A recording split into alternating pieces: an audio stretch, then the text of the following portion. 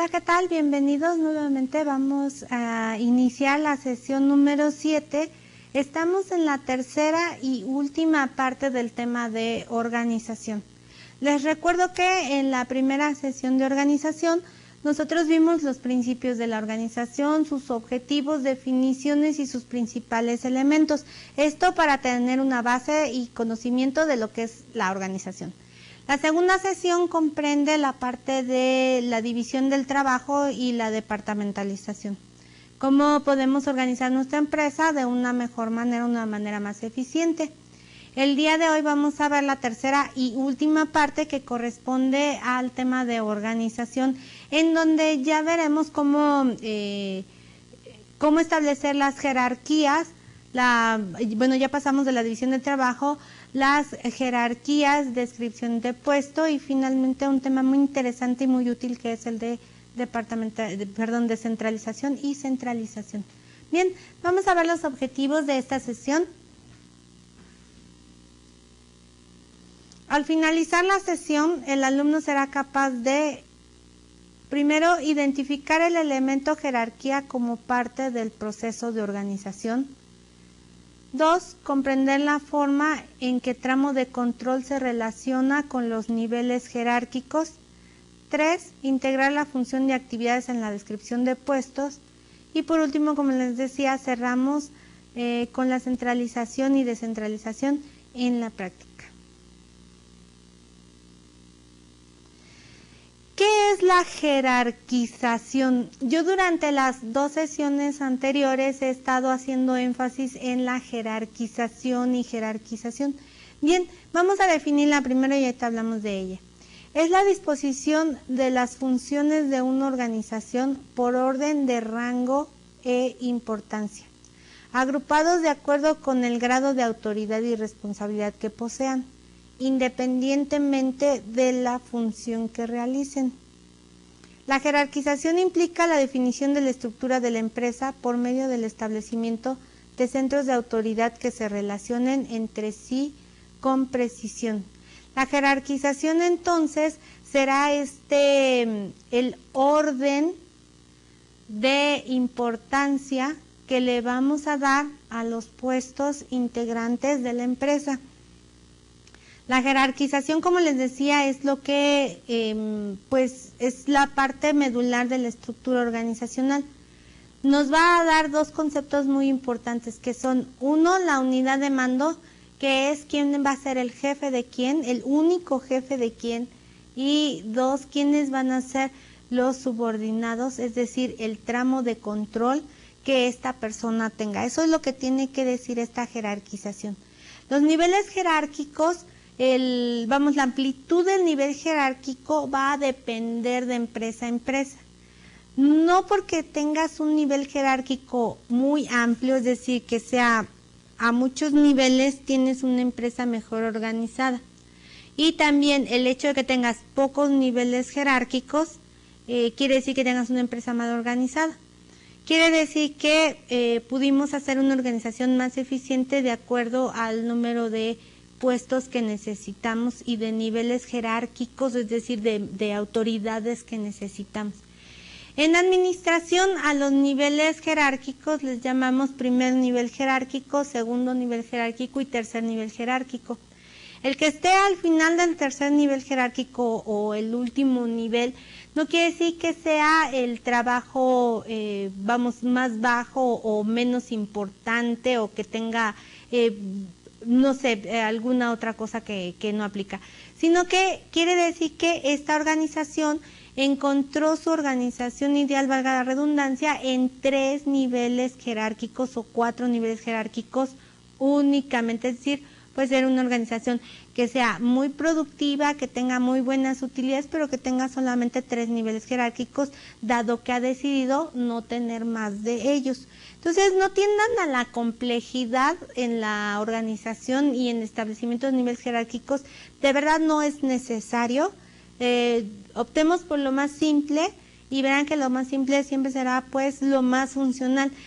Hacernos muy complejos, si tenemos una pequeña empresa, tendríamos persona por nivel jerárquico, entonces crearía un caos vertical. Bien,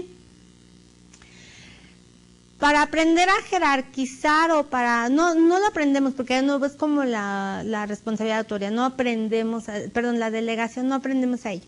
Pero sí podemos tener ciertas recomendaciones para que puedan realizar jerarquizaciones que sean eficientes para su organización. Bueno, vamos a tomar como referencia a los autores Munch y García, quienes nos dicen que se deben ejecutar estas 3 tareas como reglas básicas para lograr una adecuada jerarquización.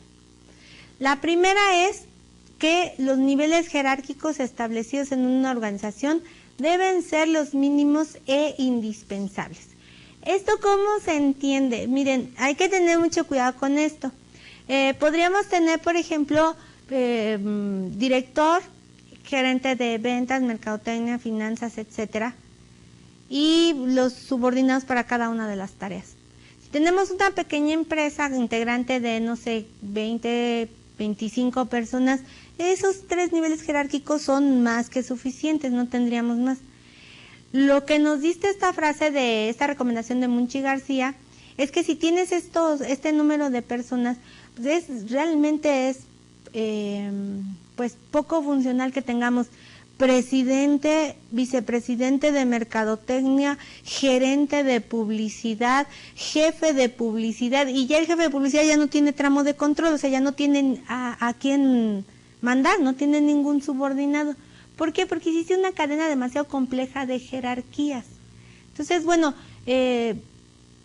aun cuando el nombre podría vestir jerárquicamente en esta organización que les estoy platicando, pues no es funcional poner un presidente, realmente ni siquiera un director. Podríamos tener un gerente general con un jefe de mercadotecnia y un encargado de publicidad, de tal forma que conferimos las autoridades y responsabilidades que realmente vienen a ser aplicables para esta organización pequeña de 20 o 25 personas. Entonces no se compliquen demasiado. El segundo, se debe definir claramente el tipo de autoridad, si será una autoridad lineal, una autoridad funcional o una autoridad de staff de cada nivel. Es decir, si del director o de este gerente viene en forma lineal el siguiente nivel, que sería el jefe o el encargado de área. Si es funcional, es decir, si repartimos por áreas de nuevo, o si lo tomamos como staff o encargado de. ¿Sí? Entonces, bueno, tendríamos que definir claramente este tipo de autoridad. Y ahora vamos a ver los ejemplos de jerarquización. Vamos a empezar con el de una escuela, porque bueno, aquí estamos y nos es muy fácil entender la jerarquización en una escuela, ¿no? Y entonces tendríamos los alumnos en el nivel jerárquico inferior, después los profesores y de principio el director de carrera. Fíjense que esto es lo que les decía hace un momento. ¿Me acompañan al pizarrón, por favor?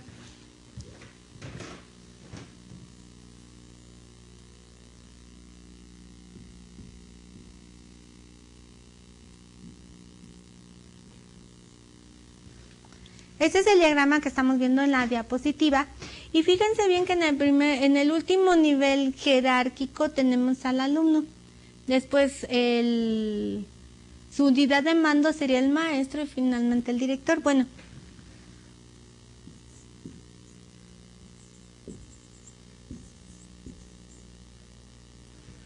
este sería el primer nivel, el segundo nivel y el tercer nivel.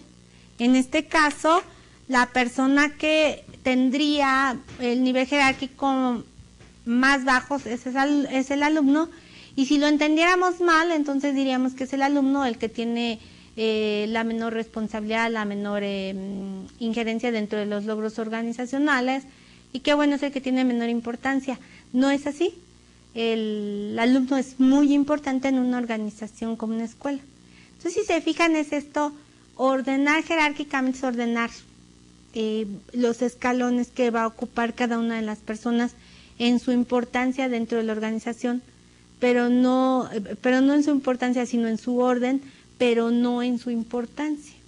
Eso es lo que tienen que tener bien claro cuando estamos jerarquizando.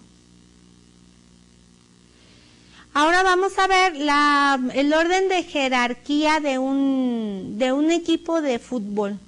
Y tendríamos pues a los jugadores en el nivel más bajo de la jerarquía, el capitán del equipo, el entrenador y finalmente el director técnico. Aquí tenemos 4 niveles jerárquicos, lo cual no quiere decir que el jugador carezca de importancia o sea el que tenemos en la menor categoría. No, realmente es el jugador el que tiene la mayor injerencia sobre de los resultados del equipo en este tipo de organizaciones, ¿no? Entonces, bueno, aquí vemos claramente que el impacto del trabajo del jugador es alto, es realmente pega mucho sobre los resultados organizacionales. De hecho, la equivocación como equipo, en el caso de los jugadores como último nivel jerárquico, impacta directamente sobre los resultados de cómo va a ir el equipo en la liga, de si se gana el campeonato o no. Pero un error individual puede costar muchos miles de pesos. Entonces, ¿es el jugador el menos importante en esta organización? No, yo creo que es el más importante.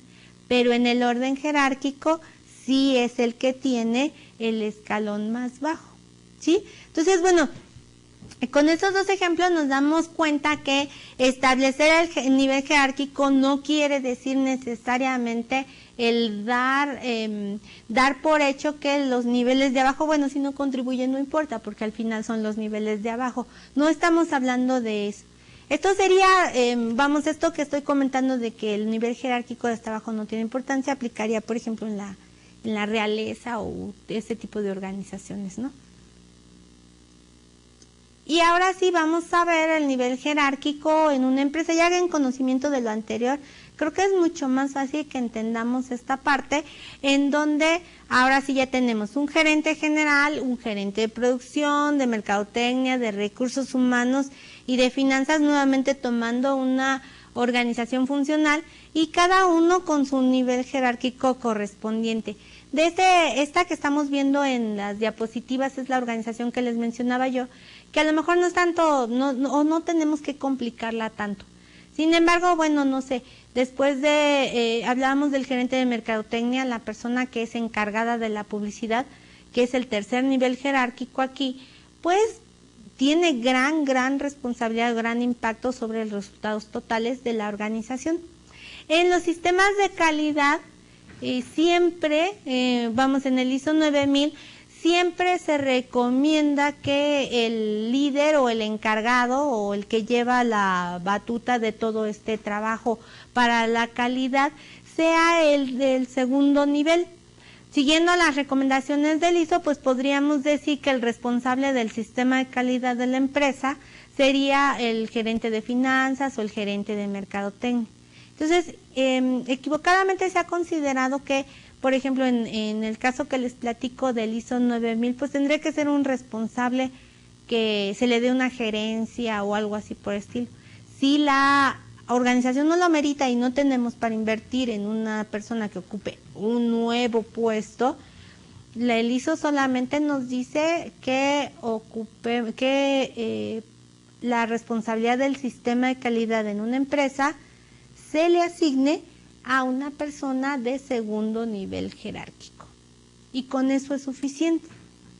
Podría ser entonces el de finanzas, mercadotecnia, producción, recursos humanos. Normalmente es quien más tiene relación con el trabajo. En el caso del ISO 9000, pues es tanto el gerente de producción como el de finanzas. Pero bueno, esa ya es la decisión que tome cada una de las organizaciones. Bien, hemos visto entonces cómo podemos jerarquizar una organización.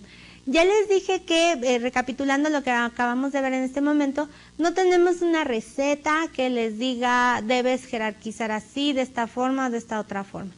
Lo único que hay es recomendaciones para que ustedes puedan realizar una buena jerarquización en su organización.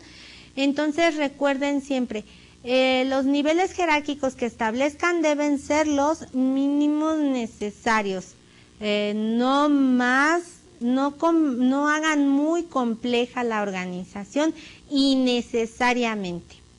Tendrán que administrar más puestos, más lugares y será, vamos, desastroso. Y por otra parte, bueno, que recuerden y que sea algo que exista como una comunicación dentro de la organización, que el que ocupe el último nivel jerárquico no es el menos importante en el impacto del resultado de los objetivos de la organización. Puede inclusive ser el que tenga mayor impacto, como vimos en la organización del equipo de fútbol, aunque ocupe el nivel jerárquico más abajo. Bien, una vez que ya vimos lo que es la jerarquización, y que acuérdense que dentro del proceso de la organización la jerarquización es una de sus partes, uno de sus elementos integrantes.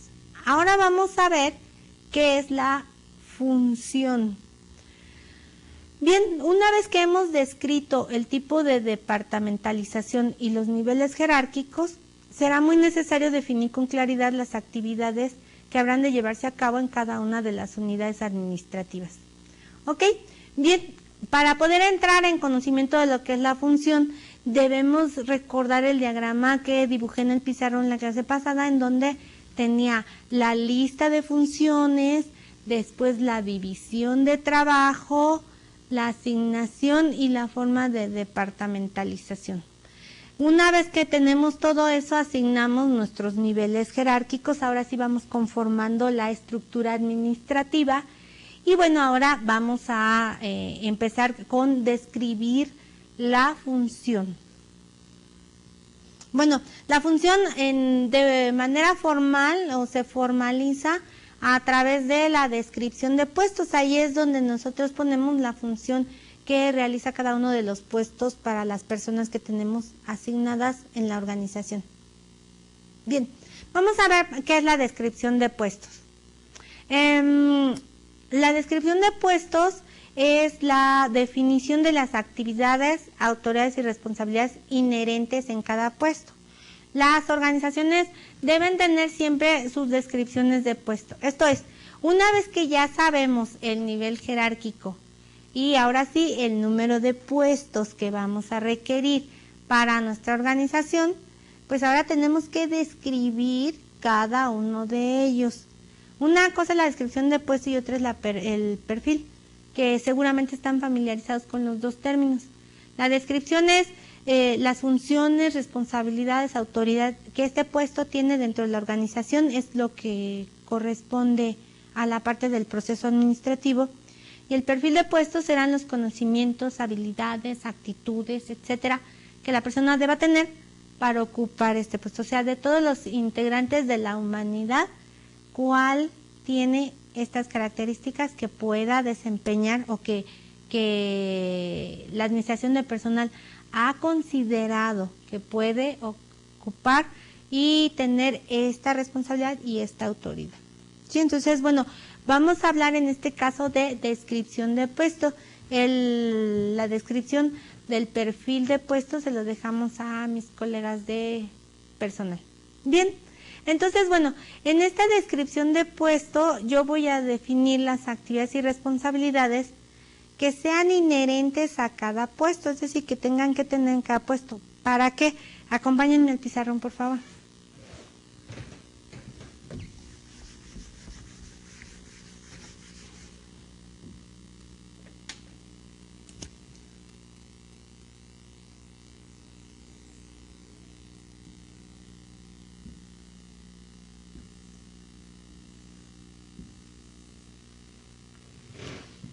Esta es la organización. Estas son las partes integrantes de la organización. Cada uno de estos puestos tiene un impacto sobre el resultado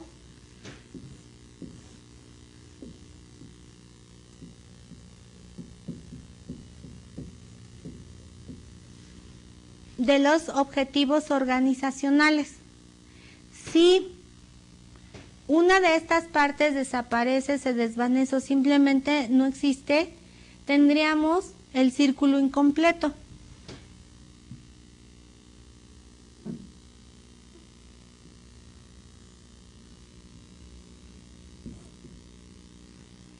Si lo retiro, veamos que ni siquiera tenemos una figura circular.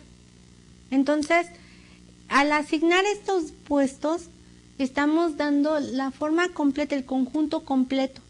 Si yo lo desarmo, lo deshabilito, lo pongo en inactivo, estoy quitando la figura completa, el completo sustento de esta parte, del logro de los objetivos. Por eso es muy importante que una vez que ya se saben los trabajos que se van a realizar, se vean el número de personas, no el número de personas, perdón, las actividades que las tareas que se van a llevar a cabo para esta función en especial, este departamento en especial, y ahora sí ya se haga la descripción de puestos. No se hace una descripción de puesto por persona, se hace una descripción de puesto por cada posición. Por lo tanto, podemos tener una descripción de puesto y 7 cajeros, o podemos tener una descripción de puesto y 50 obreros, ¿sale? Entonces, no confundamos posiciones con descripciones de puesto o puestos. Tenemos que aclarar bien qué es la función y qué es la actividad, porque estos dos conceptos son importantísimos en la descripción de puestos, ¿sí? Entonces, bueno, ¿qué es una función? La función de un puesto es el conjunto de tareas realizadas por una persona que forman un área definida de trabajo, ¿ok? Bien, acuérdense que venimos de haber definido el conjunto de tareas, agruparlas, conformarlas en departamentos y luego decir cuáles son los puestos que se van a ocupar en esta organización. Ok, una vez que ya tengo el puesto, realizo el listado de actividades de ese puesto en particular para que cumpla con la función que tiene en esta organización. Es decir, que cumpla con el diagrama que vimos hace un momento, el diagrama circular, que vimos cada una de las funciones, bueno, que cada actividad venga interrelacionada una con otra para el cumplimiento de las funciones. Entonces, bueno, describiríamos entonces como la función, el conjunto de tareas realizadas por una persona que forman el área definida de trabajo. Bien, ahora vamos a hablar acerca de las actividades. Una vez que ya tengo descrita la función, que sería como responder a la pregunta de ¿para qué voy a realizar este trabajo? ¿Para qué existe ¿para qué voy a realizar este trabajo en este puesto? Hago una descripción de las actividades. Estas actividades es el conjunto de tareas ordenadas que debe realizar el trabajador para cumplir la función de su puesto. Entonces, bueno, este conjunto de actividades detallado nos va a decir qué es el trabajo que debe realizar esta persona en este puesto en particular. Bien, algunas descripciones de puesto incluyen también la responsabilidad que tiene o las responsabilidades que tiene, por ejemplo, dentro de sus actividades, vamos a pensar en un puesto de vendedor, dentro de sus actividades está el prospectar clientes y una de sus responsabilidades será entregar el reporte de prospecto de clientes semanalmente a la dirección, etcétera, cosas así por el estilo, que será su responsabilidad, que está conjuntada con sus actividades. Algunas descripciones de puesto también nos dicen quién es el jefe inmediato de la persona, entonces, es decir, a quién reporta, quién es su unidad de mando, y también nos dicen cuál es su tramo de control, es decir, quiénes le reportan a esta persona.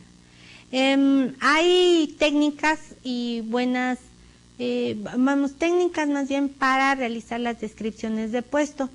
Para la parte de organización es importante que se formalice cuál es la función y cuáles son las actividades del puesto que estás describiendo y que ese puesto se sepa qué posición ocupa dentro de la organización. Algunas descripciones de puesto, bueno, a mí en lo personal cuando realizo descripciones de puesto, me gusta poner en el organigrama la posición que esta persona ocupa dentro de la organización para que cuando es contratado y lee su descripción de puesto sepa cuál es su nivel jerárquico y también, bueno, de alguna manera creo que las personas que contratamos al ver su nivel jerárquico ven las posibilidades de ascenso que tienen en la organización. Y bueno, ven si van a hacer carrera ahí, etcétera, ¿no? Bueno, varias cosas más. Entonces, a mí me gusta ponerlo al inicio, antes de la descripción de puesto, para que sea bien clarito qué nivel ocupa y cuál es su posición dentro de la organización, dándole así mucha importancia a este empleado y bueno, que sepa que sí sabemos a dónde corresponde. Tengo aquí una descripción de puestos, es parcial, obviamente no la puse toda, porque solamente quise poner lo que nos interesaba en esta ocasión, que era ver la parte de las funciones y de las tareas que realizan, ¿no? De las actividades. Vamos a revisarla con cuidado, es la descripción de puesto de un director de cualquier empresa. Y entonces el título del puesto es director general. Es el nivel jerárquico, número 1 es la parte más alta. Y aquí en esta descripción de puestos nos dice que el director general tiene a su cargo un gerente de personal, un gerente de administración, un gerente de producción y al gerente de comercialización. Entonces, si se fijan, en esta parte de aquí estamos ya aclarando el nivel jerárquico de la persona, que está ocupando aquí el nivel jerárquico más alto y que en el segundo nivel él tiene gerentes a su cargo. Entonces es un director general con gerentes a su cargo.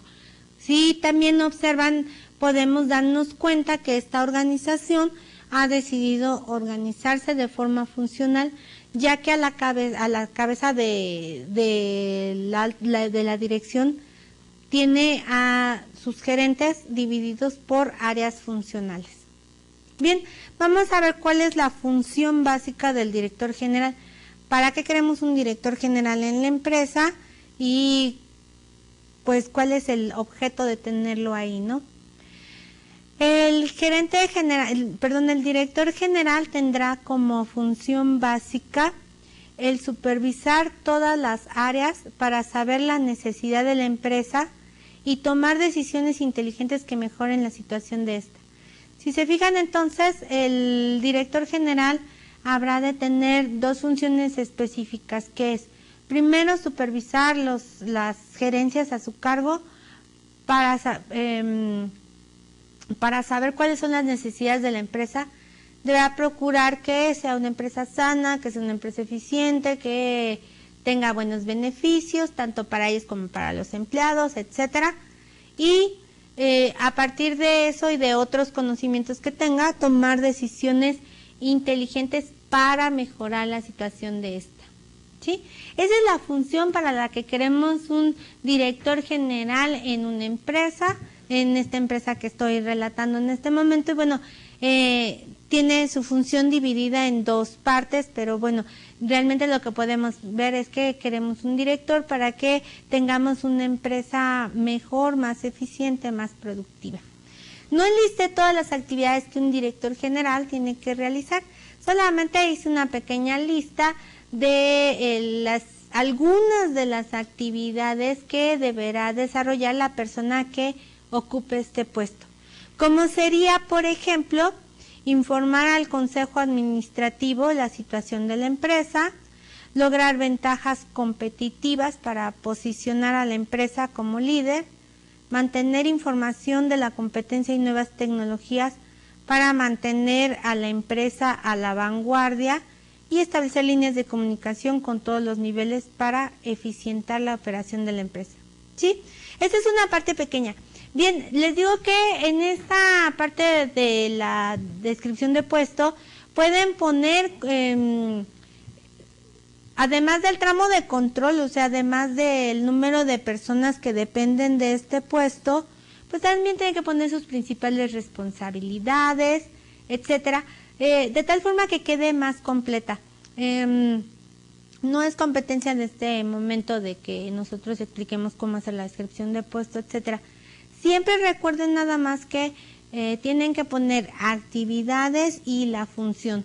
¿La función para qué? Bueno, para saber por qué queremos a esta persona en este puesto, por qué queremos este puesto en esta organización. Y la segunda, bueno, una vez que la tenemos en el puesto, que va a ser para contribuir a los objetivos de la organización. ¿Sí? Bien, una vez que hemos terminado de ver esta parte de lo que es la función y la actividad, que puede resultar un poco como compleja, recuerden siempre funciones, para qué queremos este puesto en nuestra organización, y actividades, listado de tareas que va a realizar esta persona para el logro de los objetivos. Vamos a hablar de un tema que es muy interesante, que es muy necesario en la organización y que se llama precisamente el tramo de control. Yo he mencionado muchas veces el tramo de control y, bueno, refiriéndome, por ejemplo, a jerarquías, el tramo de control, etcétera. Espero que ya para estas alturas, pues hayamos comprendido perfectamente lo que es el tramo de control. El tramo de control es entonces las personas que vamos a tener a nuestro cargo, los que llamamos administrativamente subordinados, que será el número de trabajadores que un gerente puede dirigir de una manera eficaz y eficiente. Esto determina principalmente el número de niveles y gerentes que una organización posee. Aguas. El tramo de control es el número de personas que un gerente es capaz de controlar o supervisar para que trabajen de forma eficiente y eficaz. Bien, inclusive hay una fórmula para calcular el tramo de control. No la puse aquí por la siguiente razón, ahora les explico, pero sí quiero que tengan de conocimiento que en caso de que revisen alguna vez un libro en donde les aparezca una fórmula que diga fórmula para el cálculo del tramo de control en la organización, sepan que existe. La fórmula es una fórmula matemática, toma elementos como el número de integrantes del total de la organización, etcétera. Pero en esta ocasión, y a pesar de ser una fanática de ellas, no le vamos a dar pues toda la credibilidad a esta parte de las matemáticas. Hay cosas que la fórmula matemática de cálculo del tramo de control no considera, como son las necesidades de nuestra organización. Investigando acerca del tramo de control y viendo, bueno, cuántas personas puede dirigir o supervisar una persona, encontré que teníamos variables tales como capacidad, entrenamiento, habilidades de delegación, trabajo, tipo de trabajos, etcétera. ¿Qué sería esto? Bueno, una de ellas es innegable la experiencia que pueda tener una persona para ejecutar esta actividad de dirigir o de supervisar personas. También, bueno, tiene que ver con la capacidad no de capacidad personal, sino de capacidad el número de actividades que tiene que realizar durante el día que le permitan supervisar eficientemente a las personas. Tiene que ver también con los trabajos que realizan las personas. Si sus trabajos son especializados, pues tendríamos que tener una mayor supervisión. Pero si es un trabajo mecánico, en donde está realizando siempre la misma actividad, pues esta parte de la supervisión la puede realizar inclusive muestreos aleatorios de calidad o algo así por el estilo. Entonces, bueno, entrando en todo esto, la incógnita era cuántas personas puede dirigir un jefe antes de volverse loco o antes de hacerlo de forma ineficiente. Precisamente la fórmula nos dice, la fórmula matemática que les mencionaba nos dice cuántas personas puede ser, pero las matemáticas aquí no les vamos a hacer mucho caso, no están muy certeras. Esto es, un maestro que sabe mucho de administración me dijo, no hay que complicarse, esto tiene que ver con la capacidad del gerente y el tipo de trabajo. Esto es, si una persona es muy capaz de supervisar subordinados y estos realizan actividades mecánicas, puede tener un tramo de control muy amplio. En cambio, si no tiene mucha capacidad y el trabajo requiere una supervisión muy cercana, pues tendrá pocos subordinados. Vamos a ver esta primera parte y luego les digo otra recomendación que me hicieron acerca de la parte del tramo de control. Bueno, mientras más grande sea el tramo de control, tenemos menos costos para la organización porque es un supervisor por 100 personas, ¿no? Entonces, bueno, si hubiéramos seguido la fórmula matemática, les aseguro que sería, no sé, un supervisor por cada 15 personas. Tendríamos que contratar supervisores más, sino que si la actividad es rutinaria no necesitamos tantos supervisores. Entonces, bueno, un tramo de control muy amplio, es más eficaz la organización en términos de costos, que no de productividad, que no de eficiencia, etcétera. Estamos hablando únicamente en cuestiones de dinero. Un supervisor, muchas personas, evidentemente es una cuestión de ahorrarnos costos. Podemos encontrar que en ciertos aspectos un tramo de control demasiado amplio afecta el desempeño de los trabajadores.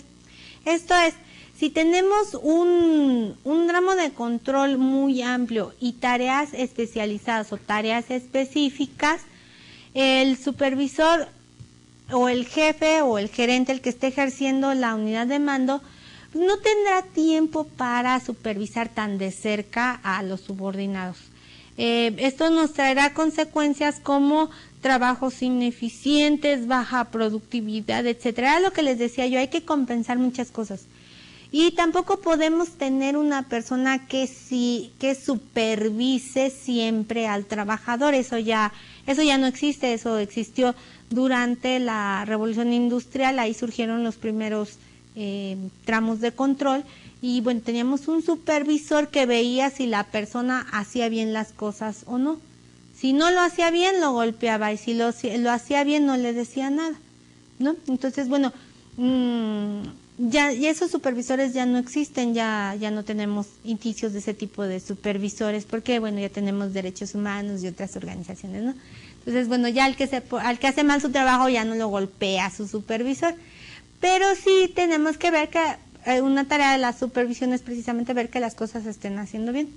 Entonces, bueno, si tenemos este tramo de control muy amplio, perdemos el control.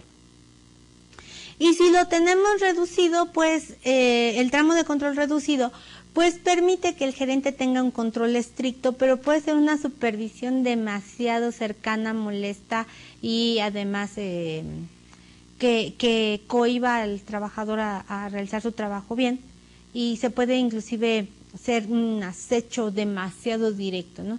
Entonces, bueno, volvemos otra vez al principio, después de tanto hablar, regreso al principio. ¿Cuántas personas hay que supervisar? ¿Cuántas personas hay que poner en el tramo de control? Bien, tomando en cuenta que las organizaciones cada vez amplían más el tramo de control, pues en algunas plantas de Estados Unidos se supervisa de 30 a 40 personas y algunos hasta de 100.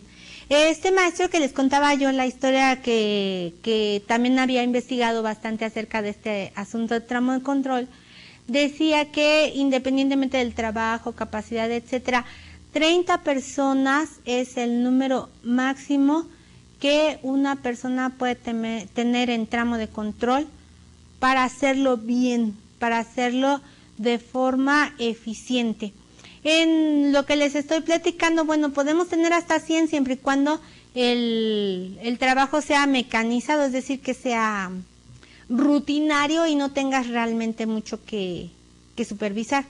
Bueno, tenemos algunas condiciones entonces de esto, que es una, que el trabajo desempeñado por los supervisores sea estable y rutinario. Esto sí es muy importante.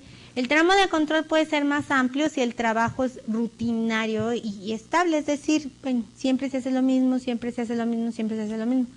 Si estamos trabajando, no sé, en una empresa de consultoría, una empresa de por proyectos, o vamos, de una venta depende, no sé, la construcción de la ampliación del aeropuerto, cosas así por el estilo, la supervisión no, en la supervisión de quien hace estas contrataciones no debe ser tan amplia, ¿sí? Entonces, bueno, tiene que ver también con trabajos, pero bueno, si es rutinario y estable, de 30 a 40. Casos extraordinarios, 100, pero vamos a tomar 30 a 40 referencia. Y siempre y cuando los subordinados, desempeñen actividades en trabajos semejantes. Es, por ejemplo, entonces, en cuestiones de envasado, en donde solamente el subordinado, el obrero, verifica que las botellas estén pasando continuamente o que estén pasando completas, pues es un trabajo que no requiere mucha supervisión. En cambio, no sé, el trabajo del corte de tela para realizar el armado de algunas prendas de vestir, pues también requerirá de más precisión. Si la ropa es cara o de marca o cualquier cosa, pues supongo que tendrán supervisores de un tramo de control menor que el de 30 o 40. En cambio, no sé, coser a lo mejor sí amplía el tramo de control. Y esta es muy importante, la tercera. Los subordinados se concentran en una sola localidad.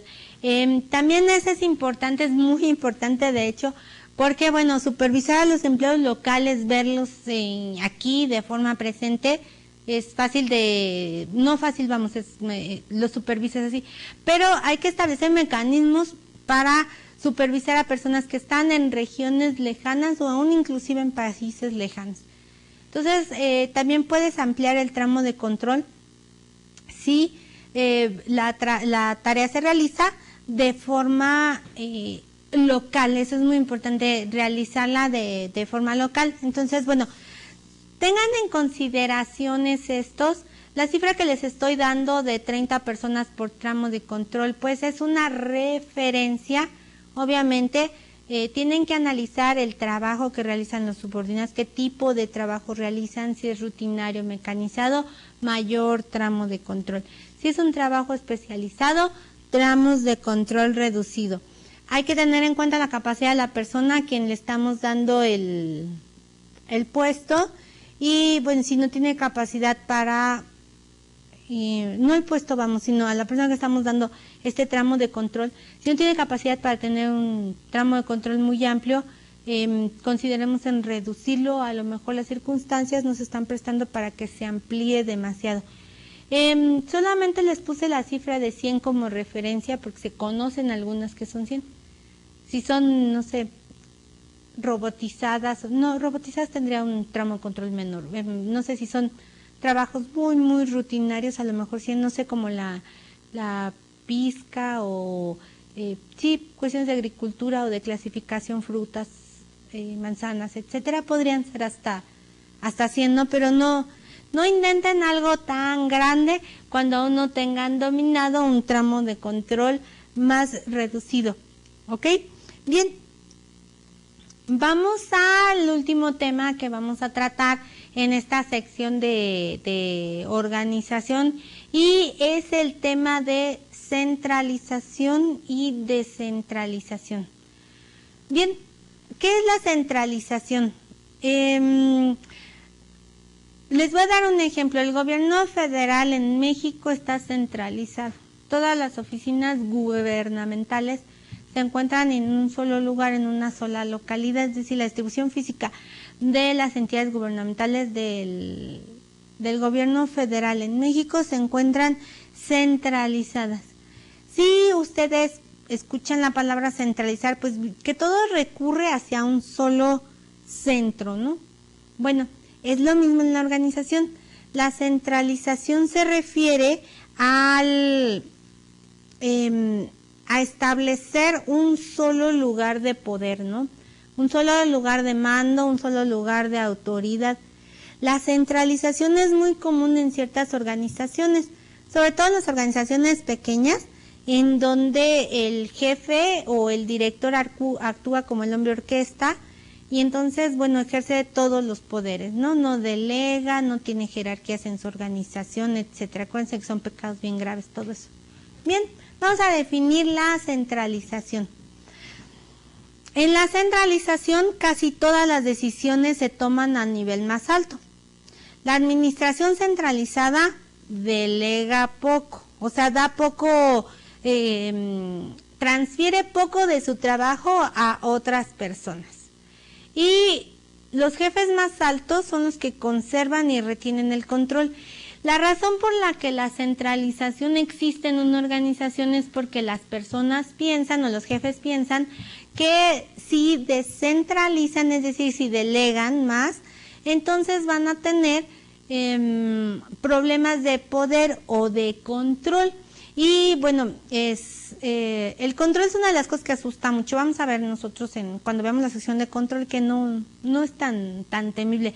Yo le tengo más respeto al área de organización porque es la base de todo. Entonces, bueno, algunos jefes piensan que delegando más, es decir, transfiriendo este poder, esta autoridad y responsabilidad hacia trabajos, van a perder el control y como normalmente sucede cuando los negocios fueron muy pequeños, es decir, negocios de los que llamamos negocios de garage, ¿no? Donde trabajaban en el garage y ahí hacían todas las actividades, etcétera, y empiezan 3, 4 personas y empiezan a tener éxito y se amplían. Entonces piensa que el no ver lo que está sucediendo le va a hacer perder el control. Hay muchos sistemas de control que hoy en día nos pueden dar un retrato de todos los empleados, de todo lo que hacen y sin necesidad de estarlos viendo todo el tiempo, ¿no? Bien, hay cosas que, bueno, la centralización no es el mal de la organización, porque no. También la centralización aplica en la organización y tiene sus beneficios. Lo que les quiero puntualizar es que centralizar en exceso, hacerlo demasiado, puede ser perjudicial para la organización. Entonces sí tomen mucho en cuenta eso, que centralizar demasiado o no querer delegar hace más perjudicial a la empresa. Además tienes un personal muy desmotivado por eso. Bien, ¿dónde debe existir la centralización o quiénes sí deben estar centralizados? En este caso hablamos que los niveles más altos son los que deben estar centralizados en tareas de planeación, organización, dirección y control. ¿Qué es esto? Bueno, miren, las decisiones que se toman acerca de la planeación las toman los directores. Las decisiones que se toman acerca de la organización las toman los directores. También asimismo las decisiones que se toman acerca de la ejecución, que ya sería la dirección y el control, pues las toman los directores. Esas decisiones no se las podemos transferir o dejar que las tomen los empleados, porque imagínense este tipo de decisiones en manos de los empleados. A principio de cuentas vamos a suponer que les vamos a dar a ellos la decisión de que establezcan los niveles jerárquicos en la organización. Yo les apuesto que los empleados harían una organización de 2 niveles jerárquicos, nombrándose todos gerentes, ¿no? Así. ¿Por qué? Bueno, porque a ellos se les confirió, se les pudo dar la capacidad de tomar esa decisión. No les quiero ni platicar lo que harían con sus prestaciones, bonos y todo ese tipo de cosas. Lo que harían con la decisión de hacia dónde vamos y qué tipo de organización queremos ser. Y lo que harían con respecto a el control, los reportes de control que se entregarían, seguramente dirían que no se entregara ningún reporte y que nadie se enterara de lo que estamos haciendo en la organización. Entonces, bueno, el problema de descentralizar las decisiones con respecto a la planeación, organización, dirección y control es que les daríamos un poder a los empleados que no tienen que tener y que los haría tomar sus propias decisiones y estas decisiones causarían pues confusión y sobre todo desintegración. Sería tomar decisiones beneficio propio, no para la organización, no tendrían objetivos organizacionales inclusive bien planteados y bueno, tendrían una total desintegración. Y eso nos afectaría porque no trabajaríamos de forma eficiente. Entonces, bueno, apostando a que la descentralización debe ser parte de la organización, respetaríamos que lo único que no podemos descentralizar son las decisiones con respecto a planeación, organización, dirección y control. Ahora vamos a ver la descentralización. Administrativamente en la historia nacimos con la centralización. De hecho, algunos autores favorecen precisamente esta integración, no es integración sino conjunción, ¿no? Esta centralización la favorecen mucho. En muchos casos, a algunos autores les costó mucho trabajo quitar esa vieja idea de la vieja guardia de quedar con una organización descentralizada. Por lo tanto, es más fácil centralizar que descentralizar, ¿no? Y tiene más dificultad descentralizar que centralizar. Ya vimos que aunque favorecemos a la centralización en la parte de la toma de decisiones, vamos a ver qué nos entrega la descentralización. Y bueno, según Lewis Allen, nos dice que es la desconcentración constante de la autoridad a los niveles a los cuales se realiza el trabajo.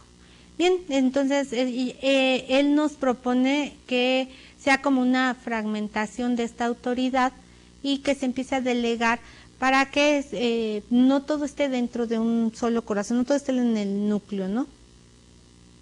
Y bueno, esta acción obliga a saber qué decisiones y actividades se llevarán a cabo en otros niveles y cuáles permanecerán en la alta dirección. Como les decía, si se hace bien todo el trabajo previo de la organización, dividir bien el trabajo, asignar bien puestos, etcétera, entonces sabremos cuál será autoridad, responsabilidad, funciones, obligaciones, etcétera, y será más fácil descentralizar. Será más fácil plantearnos esta descentralización que no sabiendo esto, obviamente al director pues le va a preocupar más el control y entonces va a tender a centralizar todo, ¿no? Entonces, bueno, todo lo que hemos mencionado en estos temas nos obliga a tener un buen final o un final feliz, que sería una muy buena descentralización de trabajo que nos permita marchar de forma eficiente.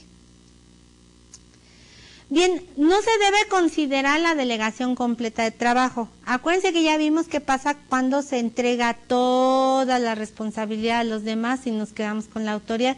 Pues creamos a un flojo en la organización. Entonces no debemos considerar la delegación completa de trabajo.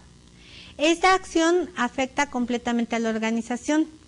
A cada miembro le tenemos que dar su parte de tarea, su responsabilidad y su autoridad, ¿sí? A cada quien le damos su rebanada de pastel y esa es la que le corresponde, y esa rebanada de pastel, si la integráramos, pues correspondería al total del pastelito, ¿no?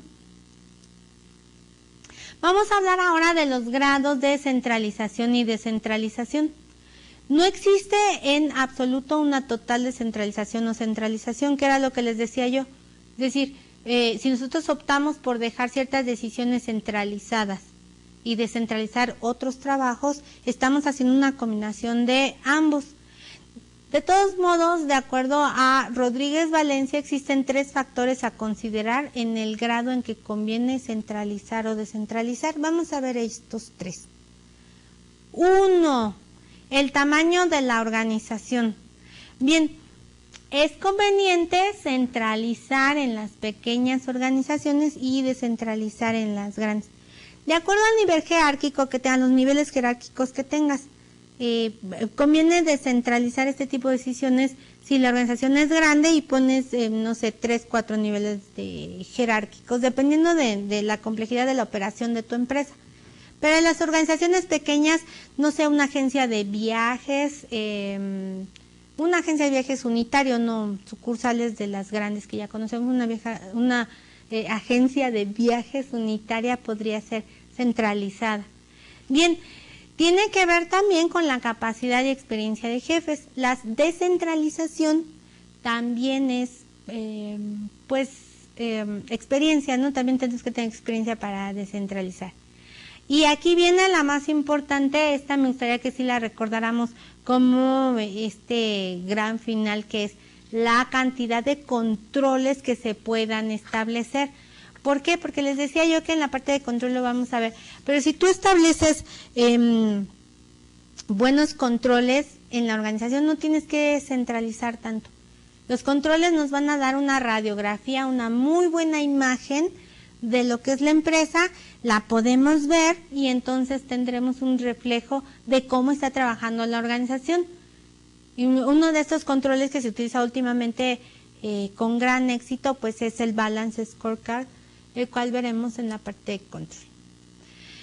Hay 3 tipos de centralización o descentralización en la práctica. Uno de ellos es el geográfico o territorial. Como les decía, si la empresa es de forma local, no vale la pena descentralizar la organización si todo está trabajando en la misma localidad, es decir, no sé si se trata de un estado o de un pueblo pequeño, pues si todo está localmente no tenemos que descentralizar de forma geográfica, vamos. Pero si vamos a otros países, a otras regiones, o nos internacionalizamos, o inclusive aún si la tecnología avanza, quién sabe, hasta nos espacializamos, que es llegar al espacio, pues sí tendríamos que tener una buena descentralización. Funcional, cuando se puede clasificar de acuerdo a su funcionalidad. Por ejemplo, si hay un departamento, esto es muy interesante, por ejemplo, si podemos descentralizar por funcionalidad. Si hay un departamento de personal y todos los que son reclutados tienen que ir a ese departamento de personal, podemos descentralizarlo tomando la función de personal en cada sucursal, es decir, que el gerente se encargue de la decisión de contratar o no contratar personal, como lo hace, por ejemplo, sucursales como McDonald's, etcétera, en donde el gerente puede hacer las entrevistas al personal y decidir quién se integra o sale de la empresa, no centralizando todas las decisiones de personal en un solo departamento corporativo. Y la toma de decisiones, que es en algunos casos la toma de decisiones es centralizada. Si se sigue alguna acción del corporativo, centralizadas y cada unidad puede tomar sus propias decisiones. A veces hay decisiones de corporativo que se tienen que respetar, esas son de forma centralizada. Pero en las sucursales se pueden tomar decisiones, no sé, si hay una manifestación y la sucursal está en el centro, cerrar el local por daños que puedan existir en vitrinas, etcétera, y se puede tomar esa decisión y ahí es cuando se descentraliza. Muy bien, pues con esta parte terminamos el tema de organización.